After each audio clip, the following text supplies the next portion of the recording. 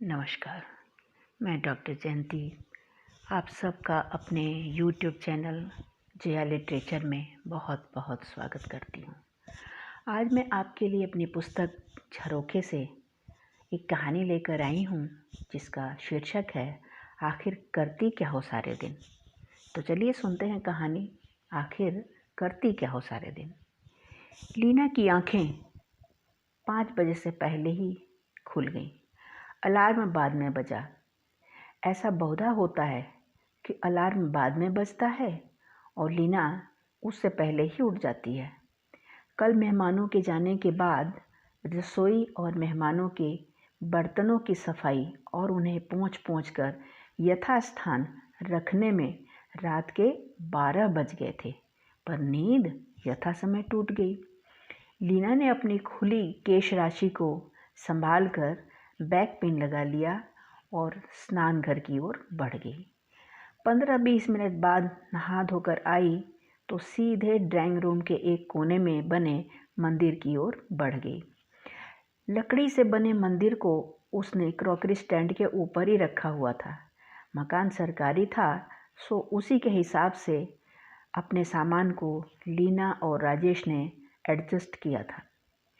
लीना ने माता के मंदिर में दिया और अगरबत्ती जलाई और होठों ही होठों में कुछ श्लोक गुनगुनाए। यह उसका नित्य कर्म था, चाहे अनचाहे वह ऐसा करती ही थी, क्योंकि अगर एक दिन भी यह क्रम छूट जाए तो मन पूरे ही दिन खिन्न रहता था। इसके बाद लीना ने घर के दरवाजे जो रात में बंद होते थे उन्हें खोल दिए। साफ हवा की चाह में पर्दों को एक ओर सरका दिया। लीना बेटे, चाय नहीं बनी क्या? यह उसके रिटायर्ड ससुर श्री दशरथ सिंह की आवाज़ थी। लाई पिताजी, अभी लाई। लीना ने भागकर चाय का पानी गैस पर चढ़ा दिया। अभी चाय बन ही रही थी, इतने में राजेश अंगड़ाइयाँ लेता हुआ ड्राइंग रूम में प्रविष्ट हुआ। लीना, चाय बनी हो तो मुझे भी दे दो। पत्नी की ओर मुखातिब होते हुए उसने थोड़ी ऊंची आवाज़ लगाई। हाँ हाँ, दे रही हूँ, अभी लाई। लीना ने चाय की ट्रे लेकर पहले पति को चाय दिया और उसके बाद अपने ससुर के कमरे की ओर बढ़ी। देखा कि दशरथ सिंह जी सुई में धागा डालने की कोशिश कर रहे हैं, पर वह बार बार असफल हो जाते हैं। सामने उनका खादी का कुर्ता और एक बटन रखा है जो कि टूट गया था। लीना ने ससुर को सुई में धागा डालते हुए देखा तो हंसती हुई बोली, पिताजी लाइए, मैं बटन लगा देती हूँ, तब तक आप चाय पी लीजिए। हाँ बहू, शायद तुम ठीक ही कह रही हो।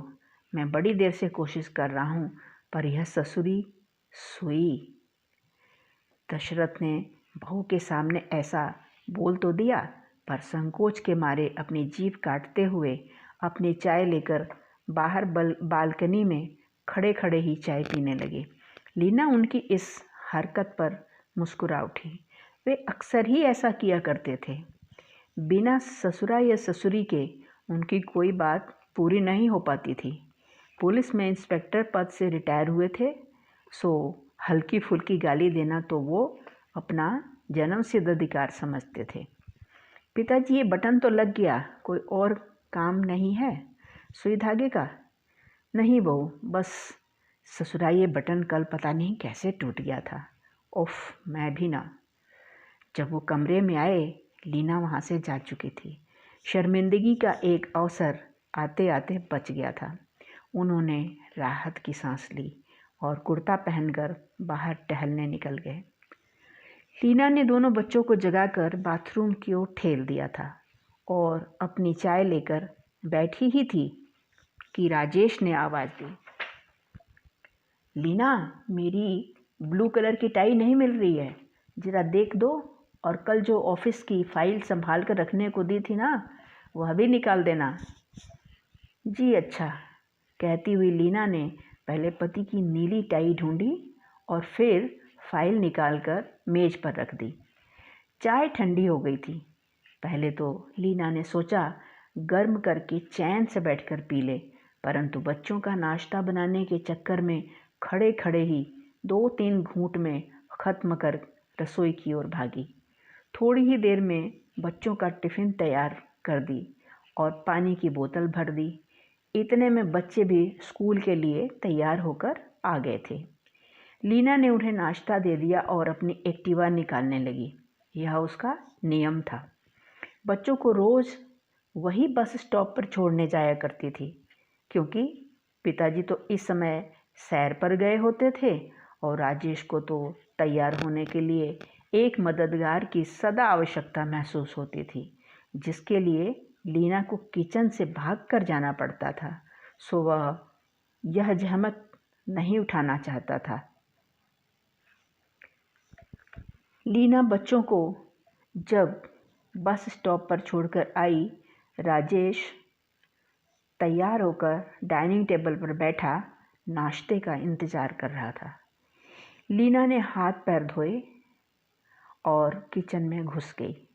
थोड़ी देर में राजेश को नाश्ता देकर एक गर्म चाय का कप लेकर उसके सामने ही चाय पीने बैठी ही थी कि बाबूजी सैर करके आ गए। बहू, एक कप चाय मुझे भी दे दो। चाय ख़त्म हो चुकी थी, इसलिए लीना ने उनकी चाय बनाई और उनके कमरे में दे आई।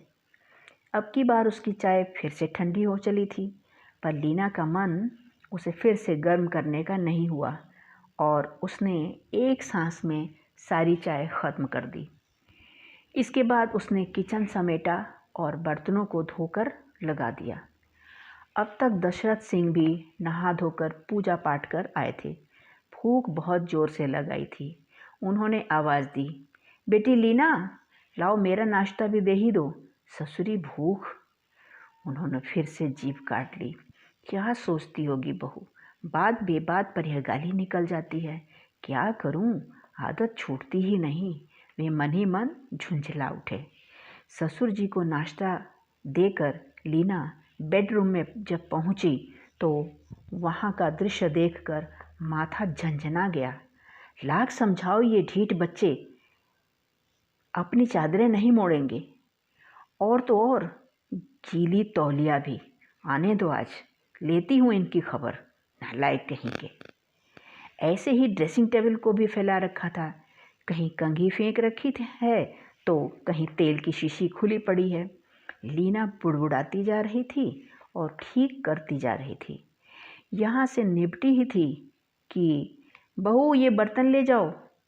ओह, पिताजी को तो कुछ पूछना भूल ही गई, कहती हुई लीना दशरथ सिंह के कमरे की ओर लपकी। पिताजी सॉरी, मैं तो आपको फिर से खाना पूछना भूल ही गई। ये बच्चे भी ना। वह अफसोस जताने लगी। नहीं बेटी, मुझे कुछ नहीं चाहिए। तुम्हें तो मेरी भूख का सही सही अंदाज है, हमेशा ठीक ही निकलता है।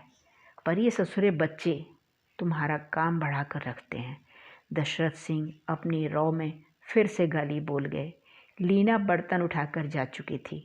लीना राजेश को मुख्य द्वार तक छोड़कर आई। इतने में महरी आ चुकी थी। महरी ने घर की सफाई और झाड़ पोंछ करते हुए 1 घंटा और बिता दिया। 11 बज चुके थे। लीना ने अपना नाश्ता किया और थोड़ी देर तक टीवी पर खबरें देखते देखते उसे हल्की सी झपकी आ गई।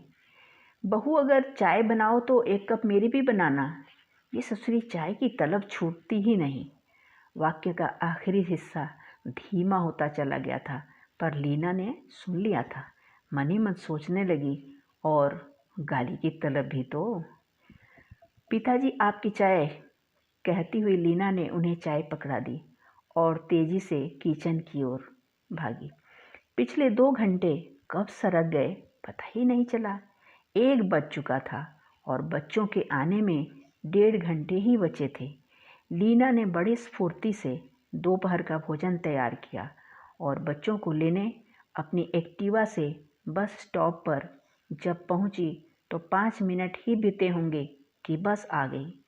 बच्चे बस से उतरते ही लीना से चिपट गए। क्या तो लीना उन्हें सुबह वाली लापरवाही के लिए डांटने का मन बनाए बैठी थी, पर इतने घंटों बाद बच्चों को देख और उनका इतना सारा प्यार पाकर मन ही मन अभिभूत हो गई। सोचने लगी, बच्चे ही तो हैं, बेचारे कितनी मेहनत करते हैं।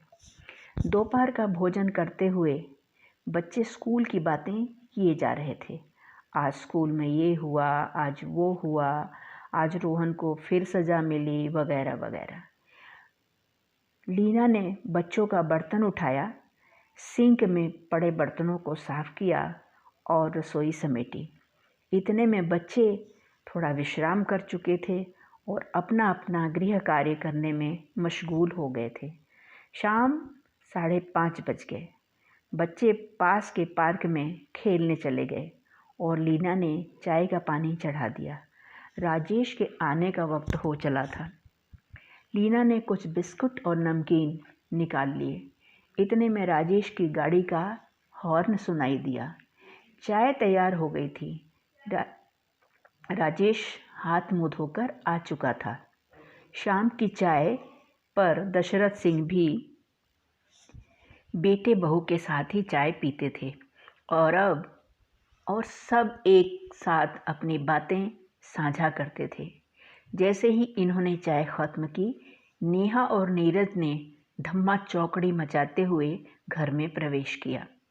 नीरज नेहा के पीछे बेतहाशा भाग रहा था।